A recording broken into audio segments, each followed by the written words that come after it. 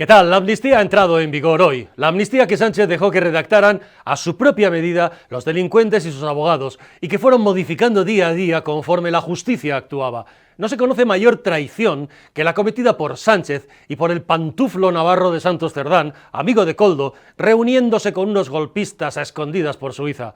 Hoy recuerdo, para empezar, que los 5 millones de borregos incultos y ciudadanos corruptos moralmente que han votado al PSOE este domingo son tan traidores como los capos de la banda de Sánchez. El juez Llarena, que lleva el procés, ha comunicado a la policía y a la Guardia Civil y a los Mossos d'Esquadra, por si acaso, nada más publicarse la amnistía en el BOE, que la orden de detención contra Puigdemont y el resto de fugados, Toni Comín, Puig y Marta Rovira, sigue vigente. Tanto él como el juez García Castellón, que instruye el caso de terrorismo de Tsunami Democratic, han dado a las partes los días pertinentes para escucharles y para que se pronuncien sobre si es posible aplicar o no la amnistía. Los fiscales del proceso se han rebelado también contra el fiscal general Álvaro García Torres y llevan el tema a la Junta de Fiscales. El Tribunal de Cuentas también se ha puesto en marcha hoy para recurrir ante el Tribunal de Justicia de la Unión Europea la amnistía en la parte de la malversación. El tribunal reclama 3,1 millones de euros. Algunas acusaciones, como Sociedad Civil Catalana, reclaman hasta 5 millones de euros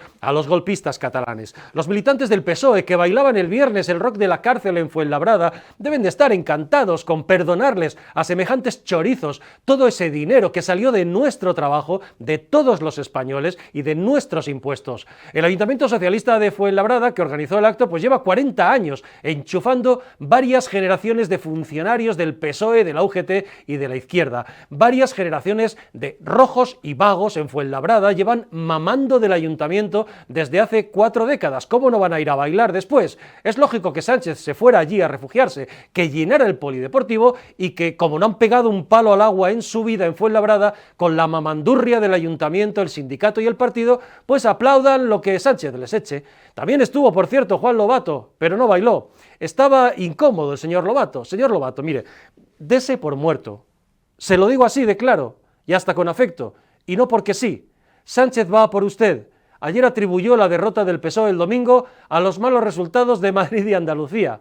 El que bailaba a su lado el viernes en Fuenlabrada, con Sánchez, Tatán, el alcalde de Fuenlabrada, Javier Ayala, con la ayuda de alguna que estaba cerca de usted, señor Lobato, hace poco, y que ahora está cerca de Sánchez en Moncloa, le va a cortar la cabeza en cuanto pueda, como líder de los socialistas madrileños.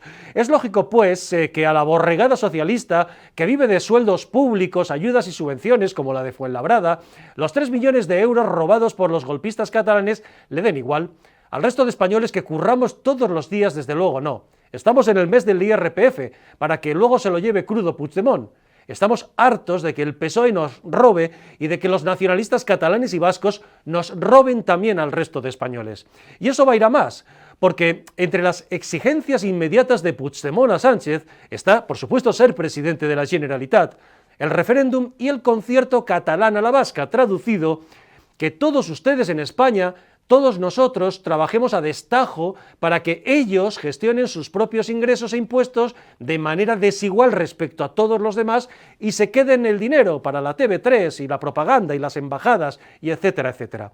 Perdonen la expresión, pero dense ustedes por jodidos, por jorobados.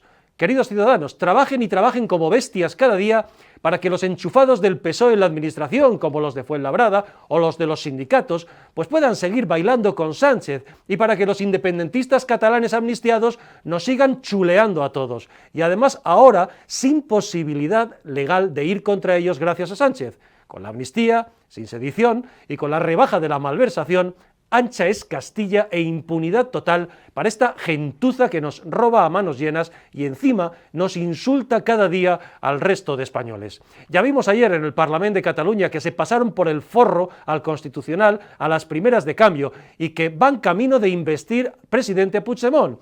Él va directo al choque de nuevo, sin dudarlo, porque es un integrista.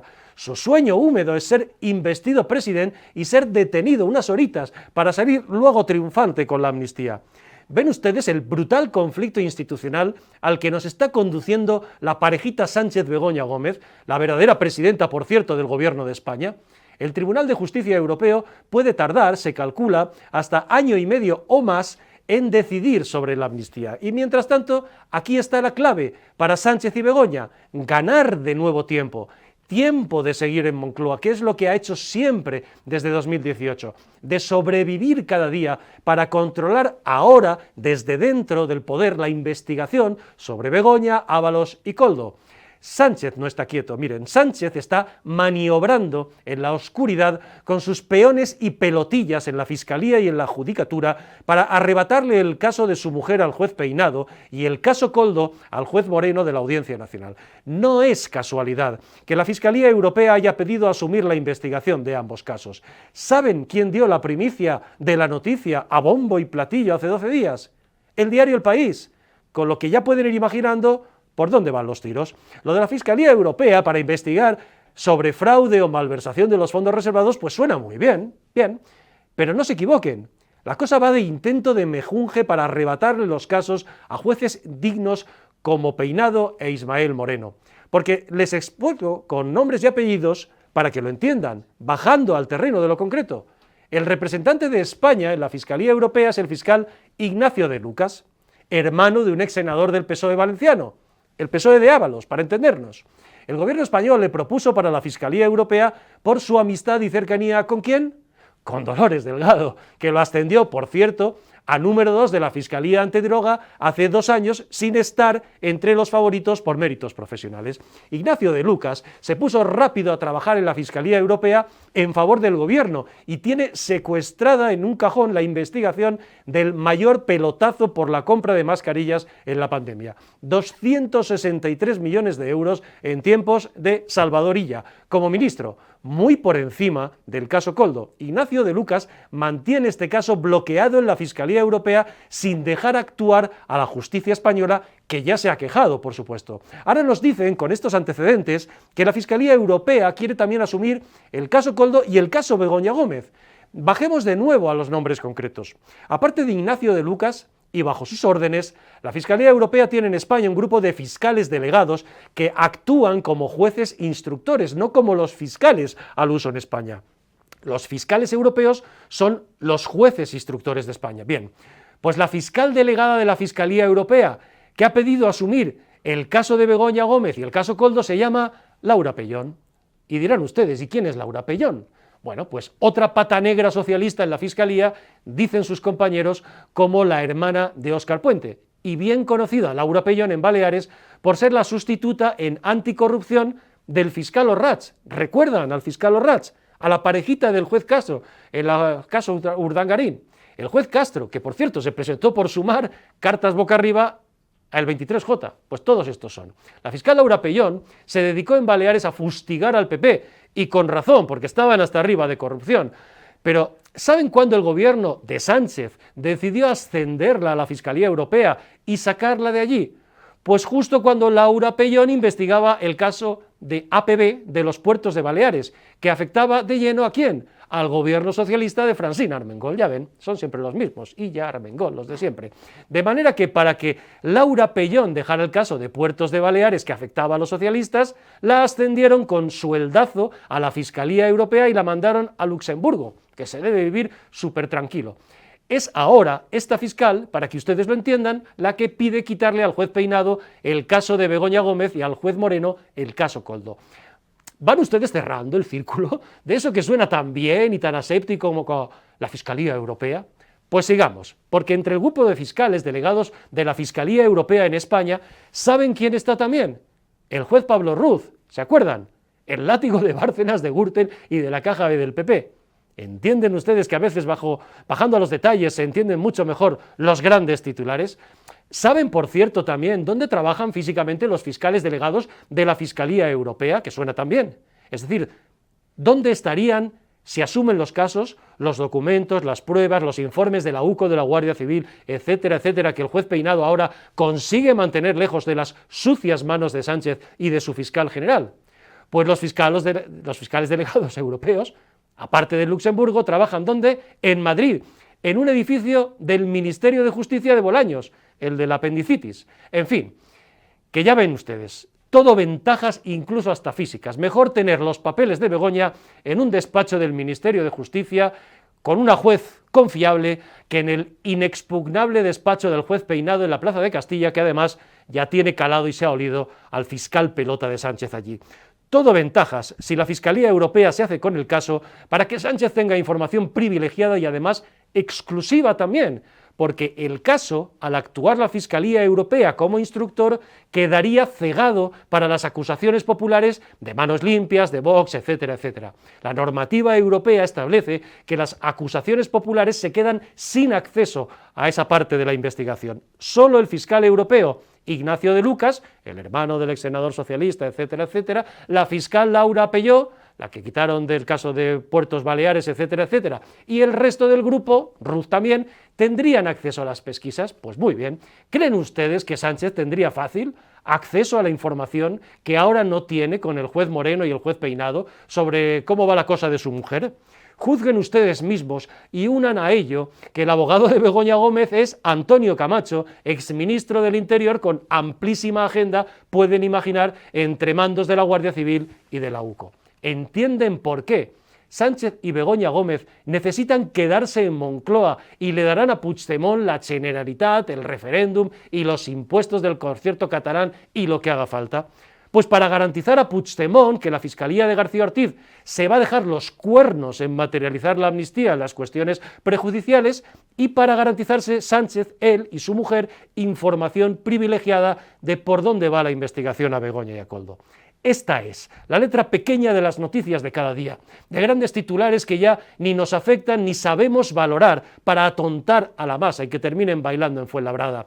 Estos son los túneles ocultos de la política de Sánchez en la magistratura y en la fiscalía frente a la inmensa mayoría de jueces y fiscales honrados, como hoy mismo Llarena o García Castellón han vuelto a demostrar.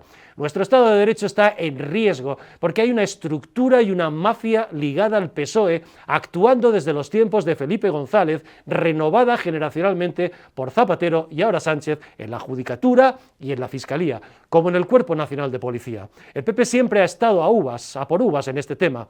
Sánchez y Bolaños le colaron a González Pons y a Feijóo la tropa de Conde Pumpido en el Constitucional y aún no se han enterado cómo ha sido. Esperemos que cuando Bolaños se recupere de su apendicitis, señor Feijóo, no tengan ustedes la tentación de pactar con semejante trilero el Consejo del Poder Judicial. Y miren, les confesaré una cosa para acabar este tema, este rollo de la Fiscalía Europea.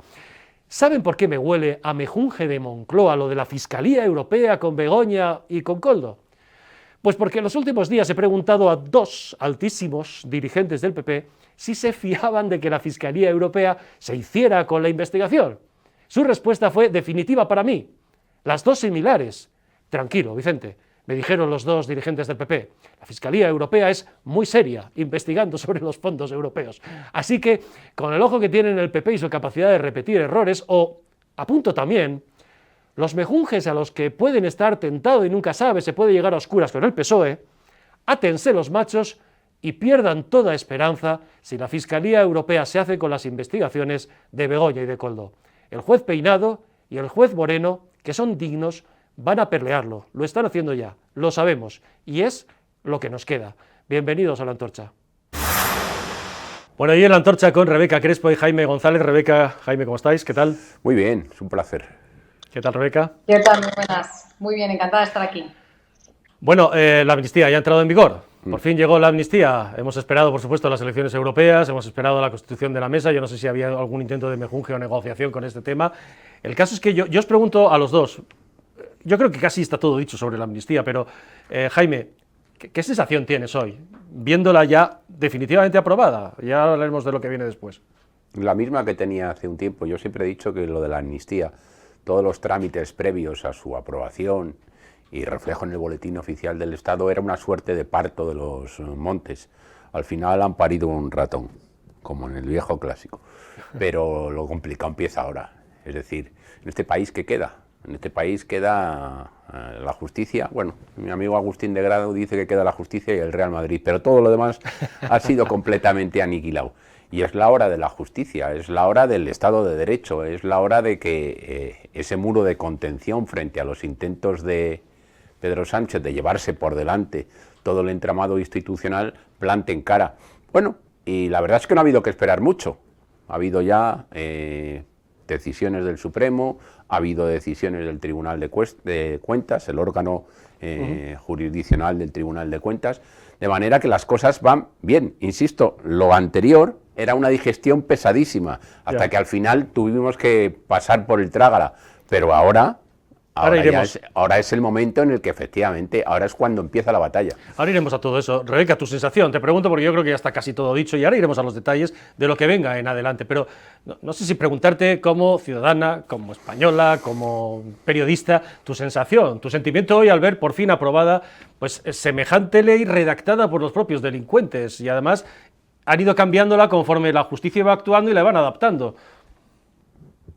A mí la sensación que me da, como, sobre todo como más que como periodista, sino como española, como ciudadana española, es de tristeza absoluta, ¿no? O sea, hoy se ha publicado en el BOE lo que es el mayor acto de corrupción llevado a cabo por el Partido Socialista. Y también me da pena la reacción o la poca reacción que, en mi opinión, ha habido a que finalmente esta ley se haya aprobado, que se haya publicado también ya en el BOE, que vaya a entrar en aplicación y que ahora la única confianza que podamos tener sea, como estaba comentando Jaime, en los jueces. Yo creo que podíamos haber hecho otras cosas antes. Yo era partidaria en este caso de que se hubiese ido al conflicto institucional, que se hubiese hecho todo lo posible independientemente de que a lo mejor luego hubiese seguido adelante, pero que no nos hubiésemos quedado con las ganas de haber podido hacer esto o lo otro, que ahora todos podemos quejarnos, pero lo suyo es hacer las cosas cuando se pueden hacer, ¿no? No ahora que todos nos lleguemos las manos a la cabeza porque finalmente ha sido publicada en el BOE. También se ha hablado mucho de que el rey ha firmado esa ley, que yo entiendo completamente que haya muchos ciudadanos que se hayan sentido defraudados, ¿no? Pero la ley, la Constitución ahora mismo es así como está redactada, al ley no le ha quedado otra, pero entiendo por otro lado la sensación de tristeza, ¿no? Y de sentirse defraudados con el rey Felipe VI, porque está claro que si tenemos un rey que en este caso no es capaz ni siquiera de hacer una declaración defendiendo la unidad de España dando la razón a los jueces, que en ese caso condenaron a los separatistas, pues entiendo que digan, pues ¿para qué sirve, no? Independientemente de que estoy de acuerdo en que es la Constitución la que tiene atada de pies y manos al rey, pero por otro lado no puedo evitar sentir también esa tristeza respecto a la posición, en este caso, de la corona. Jaime, la posición del rey. Bueno, decían que el rey no ha sido capaz. El rey solamente puede ser capaz de lo que es capaz. Y de lo que es capaz o no, no lo determina la capacidad del rey, sino lo determina la capacidad de la Carta Magna, que tiene perfectamente tasadas, tabuladas, establecidas, diametralmente programadas las atribuciones del jefe del Estado. A mí, como a ti, me hubiera pedido, y de hecho me sigue pidiendo, el cuerpo una declaración solemne de su majestad. Pero eso, más allá del sentimiento que a mí me embarga, que es muy parecido al tuyo, sería pasar peligrosamente la raya del papel de moderación y árbitro que tiene Felipe VI, porque hay que tener en cuenta que una declaración del rey iría en contra de la voluntad, aunque a mí no me haya gustado nada la voluntad, expresada en la sede de la soberanía nacional. Eso sería por decirlo de manera muy clara, un despiporre en términos constitucionales. Por tanto, comprendiendo que a ti te duele lo mismo que a mí, yo creo que al rey no le podemos meter en esta historia, porque si metemos en esta historia al rey, yo creo que quien salen ganando son los malos. ¿Estás de acuerdo? Porque claro, aquí hay dos movimientos. Por un lado, está claro que hay un intento de cambio constitucional, absolutamente. Desde hace mucho tiempo, hay un intento de llevarse por delante los cimientos del régimen del 78. Queda la justicia. Pero si el rey interviene en estos momentos para expresar su disgusto, malestar o oposición para una ley que ha tenido mayoría absoluta en el Congreso de los Diputados, a la otra parte, a los, en este caso, entre comillas, malos, le darías la baza que andan buscando, porque lo que buscan es llevarse por delante la cabeza. Primero la justicia y después la corona. Y luego la corona. Entonces, si el rey, naturalmente, se pone en contra de la sede de la soberanía nacional, excúsame decirte cómo se pondría el socialcomunismo y sus socios separatistas en relación con el rey. Sería lo peor que podría pasar en este momento. Rebeca, es una situación un poco enrevesada, es verdad, porque más allá de los sentimientos y lo que estamos expresando, realmente lo mejor que se puede hacer para garantizar frente a quienes quieren cargarse el régimen del 78 es que se cumpla estrictamente lo que dice la Constitución, ¿no? Porque si no es darle, te pregunto, no lo sé cómo lo ves, darle bazas a lo mejor a los malos que decía Jaime. No, es verdad que no puedo estar más de acuerdo con lo que comentaba Jaime. Aquí los principales culpables de que esta ley se haya aprobado, de que tengamos finalmente la amnistía, son quienes han votado a estos partidos que han terminado aprobando la amnistía. O sea, no podemos perder de vista que una buena parte de los españoles ha querido esto y es culpable de que se haya aprobado esta ley de amnistía. Yo lo que sí que me planteo es que, oye, si tenemos un rey, o sea, si tenemos una constitución que impide que el rey pueda hacer una declaración institucional, porque estoy de acuerdo con lo que ha comentado Jaime, en estos términos, es decir, a favor y en defensa de la unidad de España, igual es que hay algo que debería cambiar en la Constitución. Y yo no me refiero a terminar con el régimen del 78, pero es verdad que, oye, que tengamos una Constitución que no permite que el rey del Estado, o sea, que pueda hacer una defensa de la unidad de España, que es lo que sería pues, posicionarse en contra de la amnistía. Yo creo que aquí igualmente es que algo falla, ¿no? O sea, igual podía haber el rey, no sé, haber tenido algún tipo de reunión antes con Pedro Sánchez, no sé, me planteo posibilidades que entiendo que son complicadas, más allá de haber dicho ahora una declaración institucional, pero igual haber intentado pararlo antes o haber tenido algún tipo de gesto hacia Pedro Sánchez más que unas malas caras que todos hemos visto por televisión.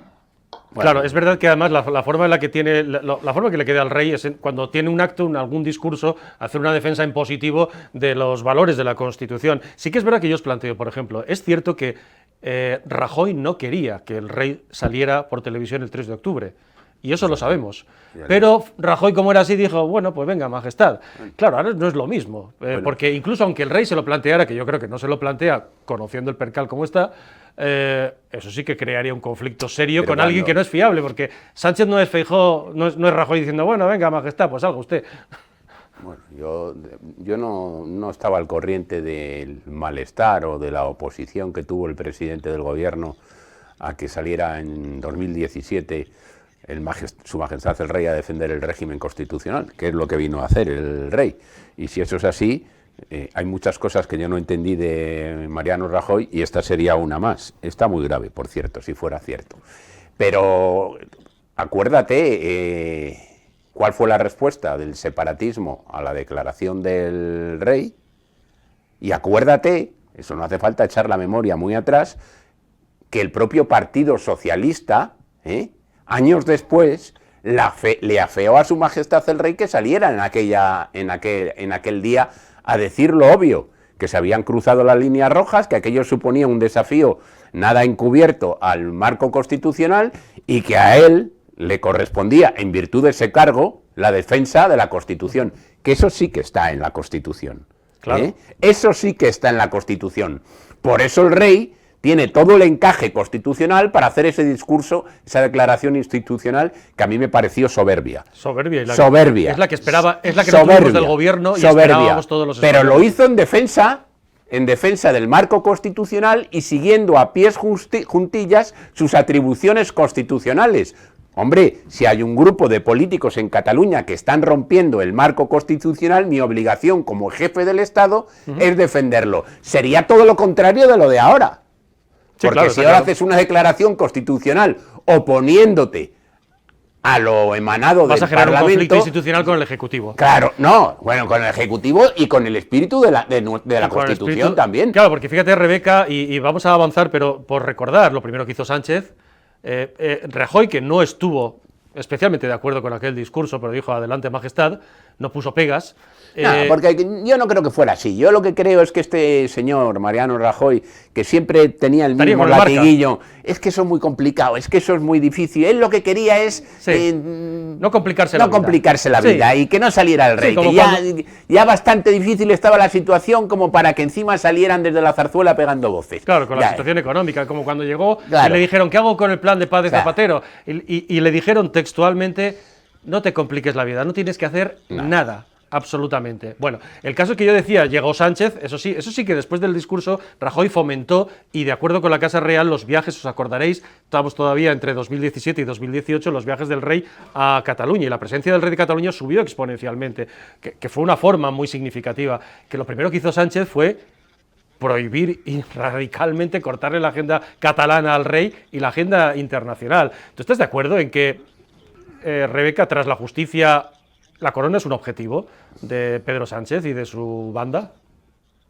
Yo creo que totalmente, o sea, totalmente lo es. Yo creo que aquí hay una cosa que es importante, que es que, ya que estamos hablando tanto de la Constitución, lo primero que es inconstitucional, diga lo que diga el gobierno de Pedro Sánchez, diga lo que diga la izquierda, es la propia ley de amnistía. Eso, para empezar, es una ley que es inconstitucional, que yo creo que eso es importante también de recordar y de resaltar. Pero por supuesto que el objetivo de la izquierda está en acabar con la corona. De hecho, es lo que comentaba Jaime, ¿no? Que vale, que si ahora el rey hace esa declaración institucional, esto precisamente puede colocarle, dar esa excusa, ¿no? Para que la izquierda ya diga que hay que acabar con la monarquía, porque ni siquiera son capaces de respetar lo que se ha aprobado en la Cámara de Representación, ¿no? En el Congreso de los Diputados.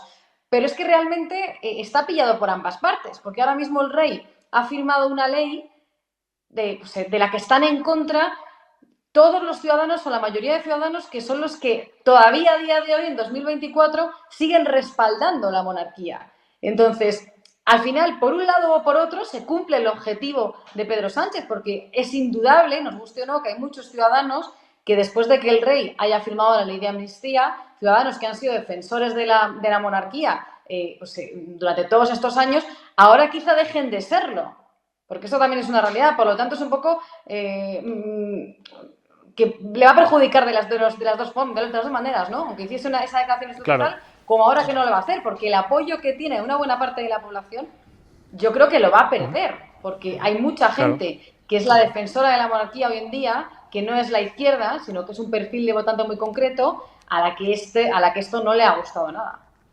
Bueno, vamos a avanzar porque se ha producido, ha entrado en vigor la amnistía, está publicada en el BOE, pero el juez del procés, el juez Llarena, lógicamente tiene la obligación de escuchar a las partes, les da 5 días para que se pronuncien y mientras tanto ha recordado, por si acaso, a la policía, a la Guardia Civil y a los Mossos d'Esquadra que la orden de detención sobre Puigdemont, Puig, Marta Rovira y Toni Comín sigue vigente. Lo mismo, en los mismos términos lo ha hecho el juez de Tsunami, el juez García Castellón, y el Tribunal de Cuentas inicia, Jaime, digamos, el procedimiento para, de facto, en la parte de malversación, 3,5 millones le reclaman al Tribunal de Cuentas, 5 millones, dices, una de las acusaciones particulares, que es lo que nos han robado esta gente con el proceso, pues para recurrir al Tribunal Europeo de Justicia. ¿Podemos confiar en las instituciones europeas en este tema? Pregunto. Ese que es muy general la pregunta. Bueno, los tribunales... Lo primero de todo hay que decir que esto tardará, todas estas cuestiones prejudiciales, entre 15 y 18 meses, o sea, año y medio, lo cual es tiempo que gana Sánchez en Moncloa. Cuando un tribunal europeo le llega, por ejemplo, una denuncia de un particular, que hay casos donde al final tiene que resolver denuncias que afectan al ámbito meramente privado, pues bueno, pues ahí puede uno pensar que efectivamente pueden tirar hacia un lado o pueden tirar hacia otro. Pero aquí la cuestión que le va a plantear el Tribunal Supremo es si es acorde a derecho una decisión que emana del Parlamento Nacional. Y quien presenta esa cuestión es ni más ni menos que el máximo instrumento jurisdiccional del sistema del entramado de Estado de Derecho español. Es el Tribunal Supremo. El Tribunal Supremo está en la cúspide. El Tribunal Constitucional no es un tribunal de justicia. El máximo tribunal de justicia es el Tribunal Supremo.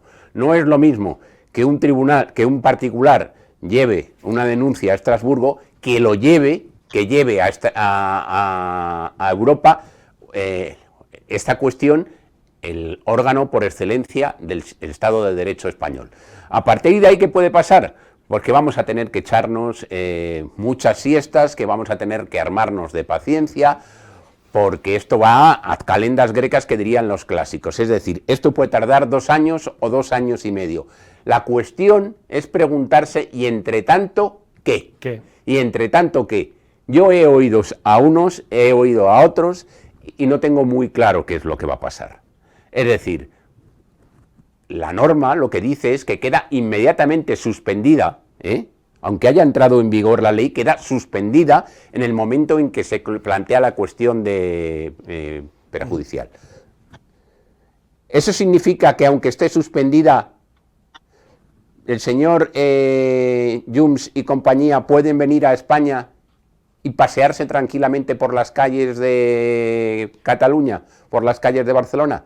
Eso es lo que hay que dilucidar. Bueno, pero tú sabes además, y lo sabes también, como yo, que digamos, el sueño húmedo de Carles Puigdemont es ir a la investidura, ser investido presidente de la Generalitat. No, el sueño húmedo, eso sería ya demasiado húmedo. El sueño de Puigdemont es presentarse a una sesión de investidura, bueno, sí, ser detenido, no ser elegido y ya en cuerpo mortal, es decir, ya en Cataluña, en España, poder presentarse, pero trabajando desde aquí, desde Cataluña, para las elecciones que seguramente... Vale. Si no, yo voy un poquito más allá, pero imaginaos el conflicto institucional enorme, Rebeca. Ahora iremos al tiempo que en cuestiones judiciales pues no sabemos qué pasará, cómo quedará, pero en términos políticos es tiempo que gana Sánchez en Moncloa, porque además a Puigdemont le conviene tener a Sánchez en Moncloa, con la Fiscalía, manejando estas cuestiones prejudiciales, también pronunciándose, etcétera. Pero claro, el conflicto sería enorme. Imaginemos que Puigdemont finalmente,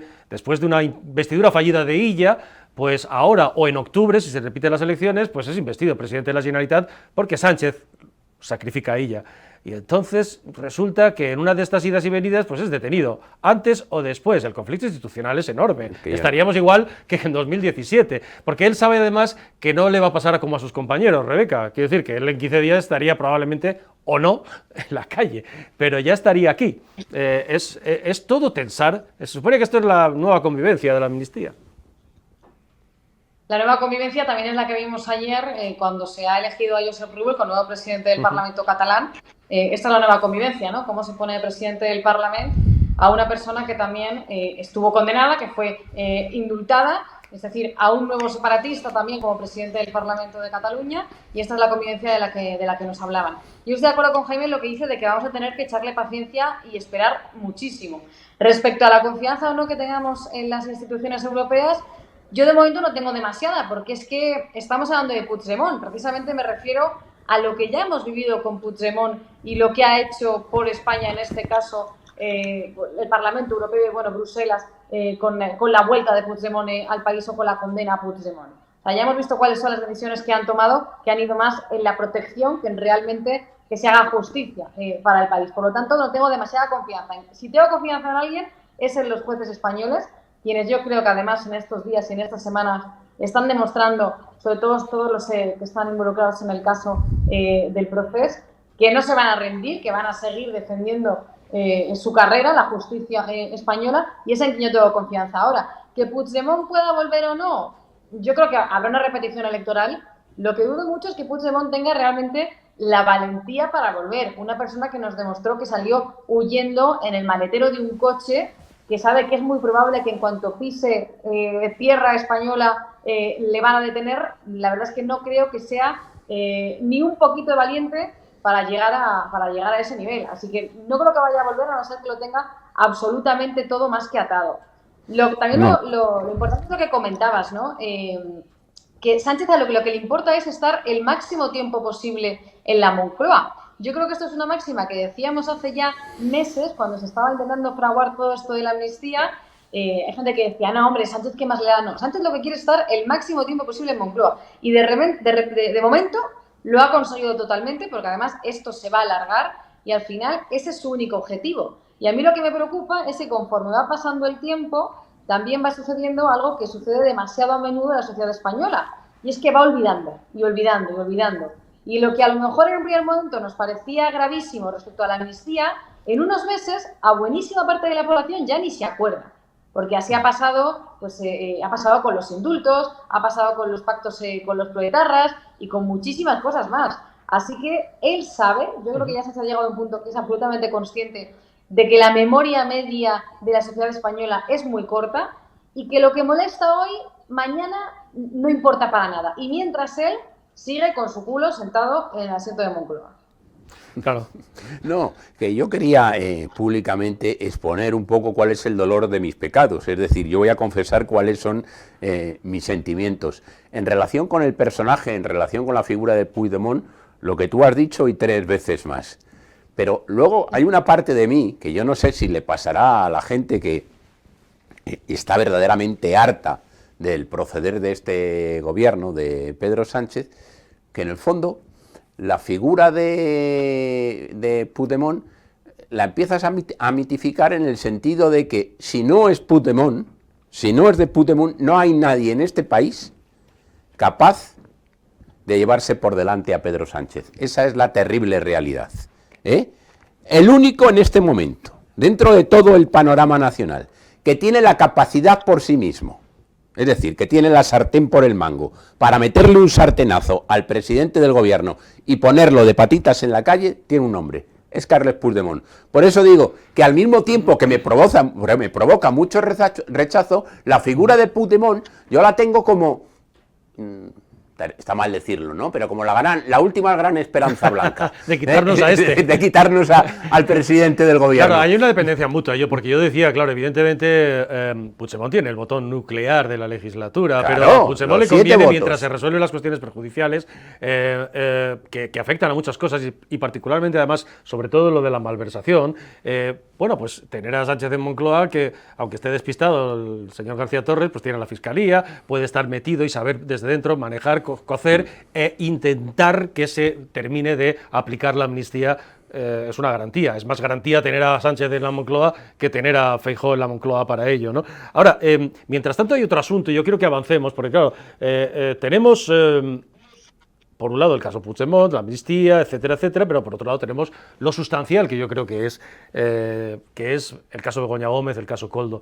Y al hilo de esto de las instituciones europeas, contaba, ya lo habéis escuchado en el saludo, bueno, esto de la Fiscalía Europea, que suena muy bien, la Fiscalía Europea, que ya saben ustedes, y como les contaba, pues investiga sobre las posibles fraudes y malversación de fondos europeos. Esto suena muy bien, pero bajando al detalle, estos dos señores que tú tienes detrás, que son los fiscales encargados, Jaime... Los conozco. Los conocemos, al señor De Lucas y a Laura Pellón, pues hombre, suscitan una serie de dudas, realmente por su trayectoria, ¿no?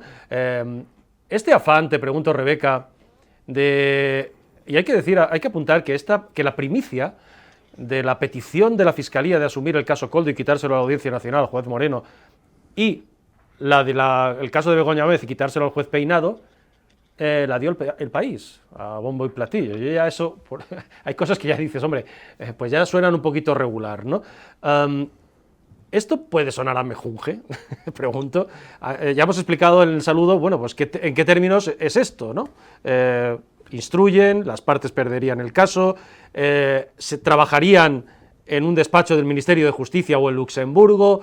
El señor De Lucas, el fiscal De Lucas, tiene parada una investigación de 263 millones de euros, que es un caso mucho más gordo de mascarillas que el caso Koldo, y lo asumió protestando los fiscales y los jueces que lo llevaban, y lo metió en un cajón. Entonces, hombre, esto, Rebeca, huele un poquito, ¿no? Hombre, la verdad es que sí. Yo fíjate que antes de que lo comentaras tú aquí en el programa, no había caído tanto, ¿no?, en ese detalle, porque sí que es verdad que quizás que hemos centrado todos demasiado, ¿no?, en la Fiscalía Europea. La Fiscalía Europea asume este tipo de investigaciones y por lo tanto es una buenísima noticia. Que bueno, es el caso Koldo, es el caso que tiene que ver con Begoña Gómez y ahora también investigado por un juzgado de Badajoz el hermano de Pedro Sánchez, David Sánchez Pérez Castejón, a quien le dieron también un carguito después de que Sánchez, unos días después de que Sánchez llegara a la Moncloa. Yo creo que vivimos un momento en la historia de España en el que si hay una máxima que se cumple es la de piensa mal y acertarás. Esa sería una. Y hay otra que es la que tiene que ver con Pedro Sánchez y que puede ser el presidente más mentiroso que hemos tenido en la historia, el presidente con menos escrúpulos que hemos tenido, pero si hay una cosa que yo siempre digo, nos guste o no, es que de tonto no tiene un pelo. O sea, lo ha demostrado en todos los años que lleva gobernando, también lo demostró incluso antes con sus maniobras de salir y bueno, luego volver a entrar en el partido para terminar siendo presidente. Así que yo tendría a partir de ahora muy en cuenta quiénes son precisamente esos fiscales.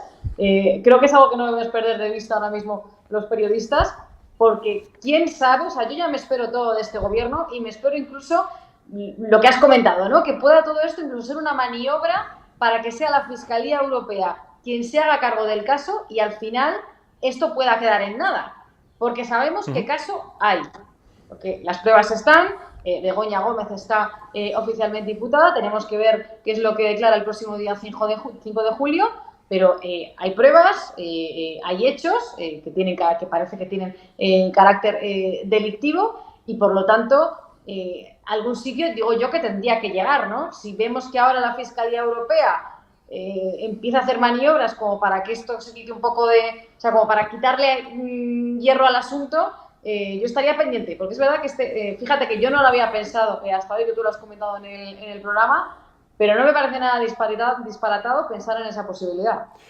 Claro, Jaime, porque hay que pensar que ahora mismo está claro que Sánchez necesita saber por adelantado información privilegiada, situación de privilegio, y por eso necesita estar en Moncloa, para saber por adelantado por dónde va la UCO, por dónde van los fiscales, por dónde va el juez Peinado, respecto a su mujer y respecto al caso Koldo, que es gordo. Pero, y hasta ahora se ha encontrado un muro, porque se ha encontrado el juez Ismael Moreno, Audiencia Nacional, ahí más o menos tenía a los fiscales y a través, pero se encontró y ese fue su gran cabreo previo a los 5 días de farsa, que fue que no se enteró de lo del juez Peinado, porque el juez Peinado se olió al fiscal y dijo, pues yo actúo por mi cuenta, y se enteró a posteriori. Y claro, ese paso sería, en primer lugar, retirarle el caso a Peinado y retirarle el caso a Moreno, que ya decimos, y lo hemos contado en OK Diario, lo van a pelear sin duda para quedárselo. El juez Peinado se sabe hasta la última punto y coma del código de la ley de enjuiciamiento criminal, pero sería eso, pues que los informes de la UCO estén en un despacho del Ministerio de Justicia. Yo lo llevo al terreno de lo concreto para que ustedes lo entiendan, que las pruebas estarían, la documentación requerida estaría en un despacho del Ministerio de Justicia, del señor Bolaños, el de la apendicitis, etcétera, etcétera. Hombre, en las circunstancias actuales, como dice Rebeca, es como para no fiarse, piensa mal y acertarás, ¿no? Yo es que estoy plenamente convencido que eso es una maniobra que ha salido de la Moncloa. Eso de la Fiscalía Europea, en su actual composición, es una mandanga. Y estos señores son la corte de Pedro Sánchez. No nos engañemos, a tirar de antecedentes. ¿Quién los pone en la Fiscalía Europea? ¿Quién decide cuáles son los fiscales que van a ir a la Fiscalía Europea? El gobierno. Por tanto, si la Fiscalía Europea depende de Pedro Sánchez, es lo mismo que dijo el presidente del gobierno cuando en una entrevista de radio le preguntó a su interlocutor ¿de quién depende la Fiscalía? ¿Del gobierno? Pues eso, estos señores dependen del gobierno.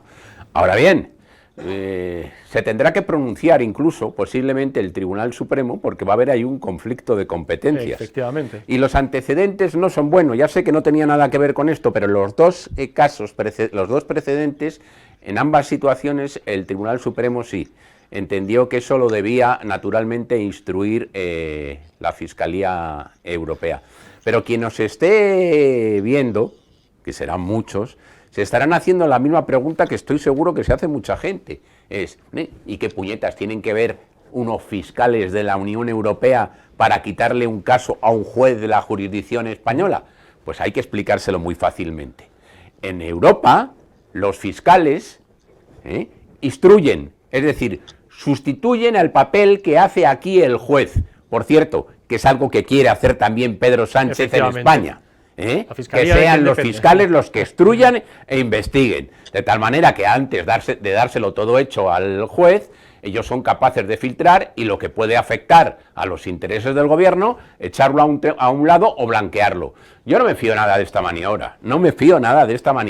Yo lo único que espero es que efectivamente el Tribunal Supremo tenga algo que decir. Y si no es capaz, porque no puede hacerlo el Tribunal Supremo, yo no sé, estos señores tendrán un jefe, tendrán un superior jerárquico, supongo, tendrán a alguien con un marchamo de independencia, de neutralidad, porque desde luego a mí estos tres tíos no me valen.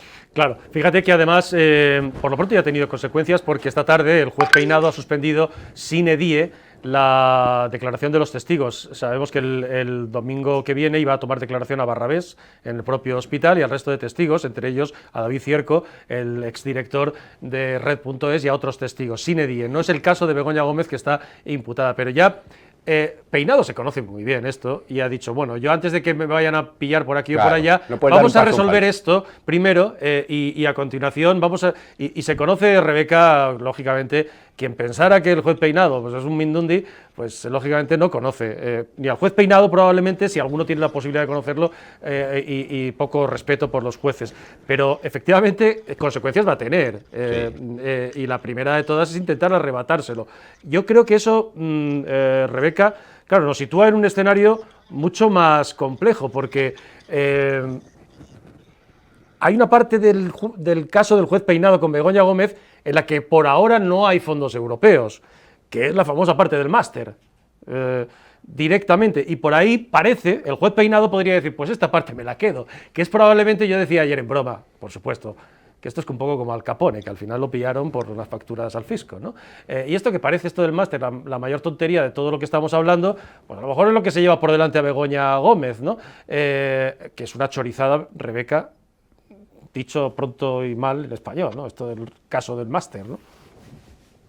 Hombre, es una de las muchas pruebas, ¿no?, que también relacionan esa financiación, ¿no?, ese dinero que iba de alguna manera a Begoña Gómez. O sea, no es solo que ella firmase y beneficiase a ciertos empresarios con esas cartas de recomendación, con esas negociaciones que tenía, sino que también ella recibía, aparte, ese dinero, y en la parte del máster es lo que también puede comprobar, demostrar esa relación económica en ese caso, ¿no? O sea, yo creo que hay muchísimo de lo que tirar, espero y confío en que el juez Peinado sí que haga un buen trabajo en eso, porque lo que ha demostrado de momento es que no se va a dejar amedrentar. O sea, yo creo que chapó por el juez Peinado, que está llevando a cabo esta investigación y todo lo que está, todas las diligencias que ha abierto y lo que está llevando adelante. Y ojo también, que yo creo que no hay que perderlo de vista, a ese juzgado de Badajoz, que va a investigar también al hermano de Pedro Sánchez, a David Sánchez Pérez Castejón, pese a que hoy hayamos escuchado qué es lo que hacen ellos sistemáticamente desde el gobierno, porque hemos escuchado también hoy a la ministra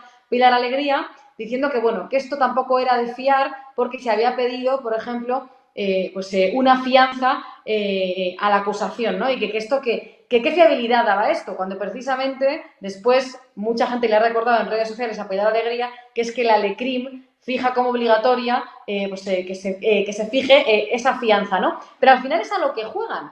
Y el problema es que ese tipo de mensaje, cosas como las que ha dicho hoy Pilar Alegría, o como las que dicen muchas veces después del Consejo de Ministros, o las que dice Pedro Sánchez, calan en buena parte de la población. Y tú sales, te vas a un mitin del Partido Socialista y te encuentras con que todos te dicen: esto es mentira, esto es que el juez está comprado, el juez Peinado está comprado y esto es todo una absoluta invención de la ultraderecha. Es el problema, ¿no?, que al final utilizan esos momentos de portavocía del gobierno para trasladar y difundir ese tipo de mentiras sobre la justicia española. Y la cuestión es que calan, que eso es lo grave. O sea, tienen ataques por varios frentes hacia la justicia, ¿no? Los que hace directamente Pedro Sánchez con sus cartas a la ciudadanía, que lo raro es que no hayamos visto ya otra después de que hayamos sabido lo de su hermano, y luego los ataques que también hacen a través de ese mensaje que van introduciendo en la sociedad para que piensen que realmente tenemos un sistema judicial corrupto y que tenemos jueces comprados por la peligrosísima ultraderecha de Feijóo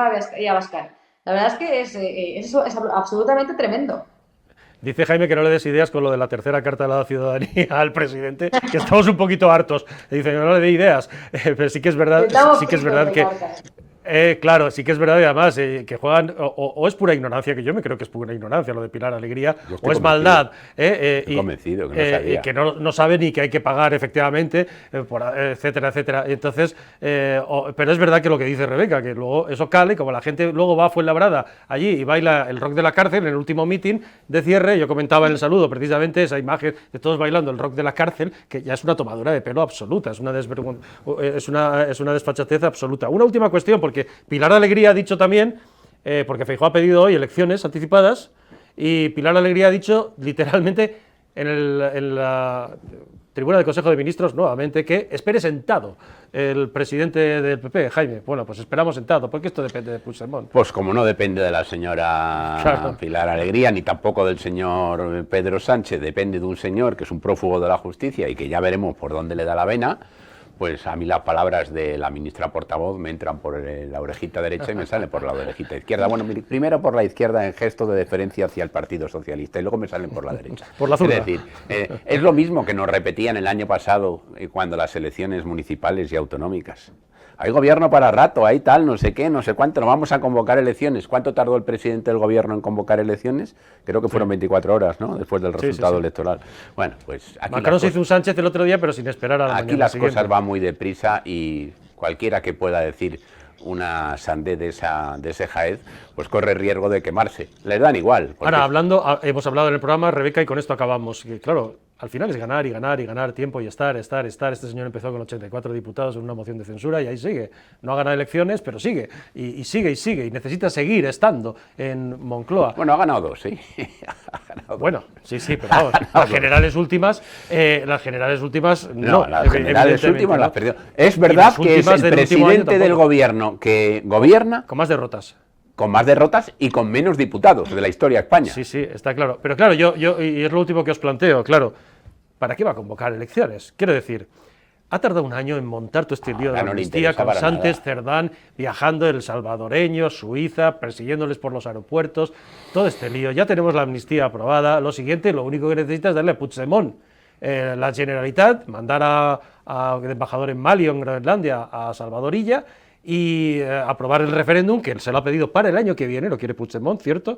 Para el año que viene, le está poniendo fecha ya. No es que quiera el referéndum, es que le está poniendo fecha ya. Y, por supuesto, el concierto vasco, porque para quedarnos nosotros la pasta y seguir gastando.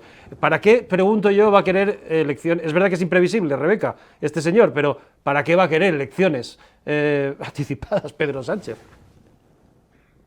Yo creo que para nada, o sea, no va a querer elecciones de ninguna manera porque yo creo que no va a haber, no ha habido y no va a haber un momento más idóneo ahora mismo, tanto para Pedro Sánchez como para los separatistas, para ese acuerdo que tienen y para poder sacar de él el mayor provecho posible, ¿no? O sea, yo creo que ahora mismo pueden decir lo que quieran, que no va a haber convocatoria de elecciones. Sánchez va a aguantar todo lo posible. A los separatistas y a Puigdemont ahora mismo también es lo que le interesa, poder seguir teniendo a Sánchez para seguir sacándole todo lo que puedan.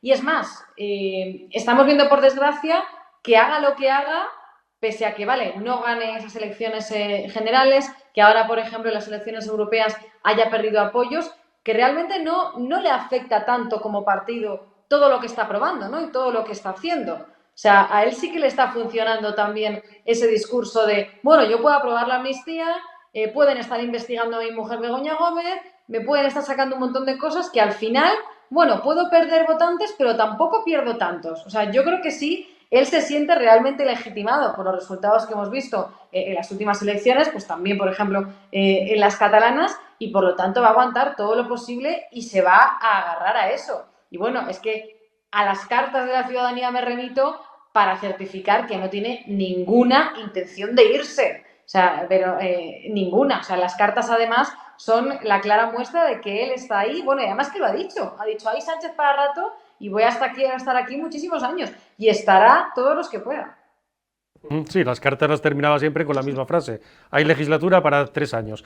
Es verdad que este tipo es imprevisible, con lo cual, en función de cómo vayan los días y las circunstancias, y sobre todo la investigación sobre su mujer, pues veremos a ver qué pasa, pero es verdad que también que la extrapolación que se ha hecho de los resultados del domingo indican que PP y Vox se quedarían en 174, les faltarían 2, pero todos los demás, está la de Coalición Canaria, y todos los demás son del otro lado, con lo cual los bloques, como dijo el PSOE por la noche, están igualados. ¿Para qué se va a arriesgar a perder ese equilibrio de bloques? Así que, mientras tanto, pues el PSOE que vaya como vaya. Por cierto, yo decía en el saludo, señor Lobato, que usted estaba más serio el otro día de Fuenlabrada, mientras Javier Ayala, el alcalde de Fuenlabrada, bailaba con Sánchez y la masa bailaba el rock de la cárcel.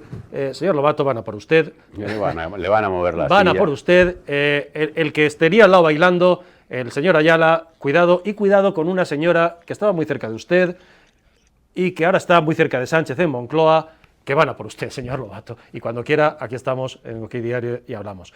Rebeca y Jaime, muchísimas gracias a los dos. Ha sido un placer hablar con vosotros.